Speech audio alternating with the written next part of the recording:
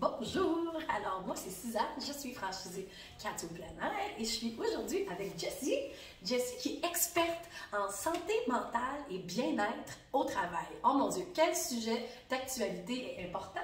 Donc, Jessie avait un sujet qu'elle voulait nous partager aujourd'hui. On vous écoute. Bien, merci, Suzanne. Merci. Donc, oui, aujourd'hui, si on parle de santé mieux-être au travail, en situation de travail, à la maison aussi, on a souvent à donner du feedback.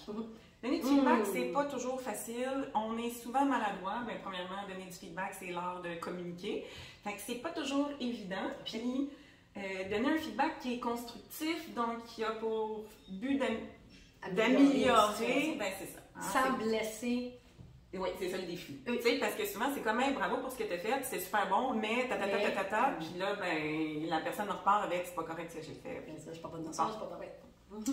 Donc, j'aimerais amener quelques nuances dans la manière de communiquer pour que la personne reparte avec, OK, ce que j'ai fait, c'est bon et j'ai des pistes d'amélioration. Parce que c'est ça le but quand on donne du feedback, c'est de l'amélioration. Parce qu'on aime ça s'améliorer, on veut tous s'améliorer. Exactement. Fait que, ce que je vous propose de faire, commencez toujours votre rétroaction avec un élément de reconnaissance. Mais votre reconnaissance, il faut qu'elle soit spécifique.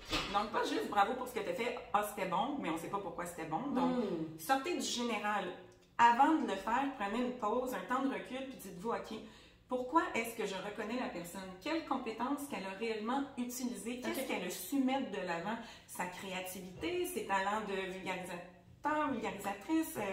Donc, tu sais, trouver quelque chose de spécifique à lui nommer pour qu'elle puisse réellement l'intégrer, de un.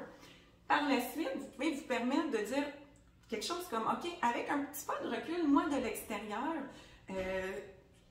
à des fins d'amélioration, j'ai vu telle chose, peut-être que j'aurais pas été là.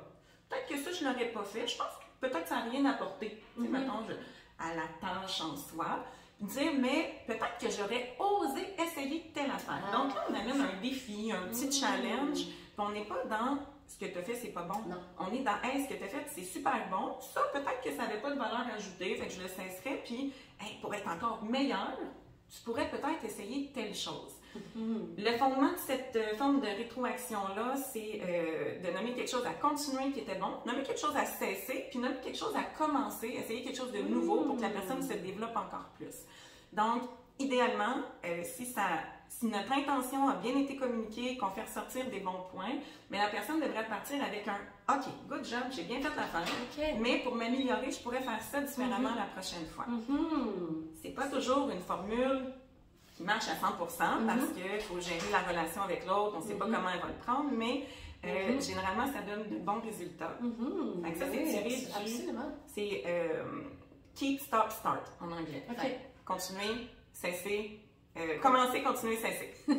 C'est des petits trucs, des fois, qui... C'est super le fun. Surtout pour des situations d'évaluation. Est-ce que ça peut s'appliquer avec des enfants, avec un conjoint à la maison, une conjointe à la maison?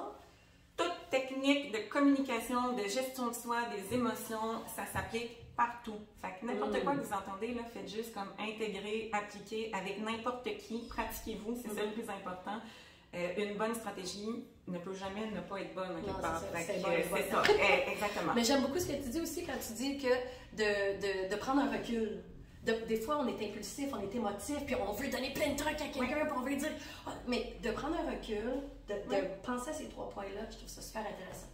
Si vous voulez aller plus loin, prendre plus une posture de coach pour que la personne à qui vous dites ça, que ce soit un enfant ou un employé, un collègue, puisse se développer encore plus, amenez-la à réfléchir elle-même à ça, se dire qu'est-ce que toi t'as trouvé de bon, que tu continuerais, qu'est-ce que peut-être t'aimerais cesser, que tu dis ouais, il n'y avait pas de valeur ajoutée, puis qu'est-ce que tu pourrais essayer de nouveau. Donc c'est sûr, si vous prenez cette posture-là, l'effet est encore vraiment wow, c'est grand. Ça, c'est vraiment intéressant avec les enfants parce qu'ils vont avoir la réflexion d'un enfant de 6, 8, 10 ans, mais c'est correct.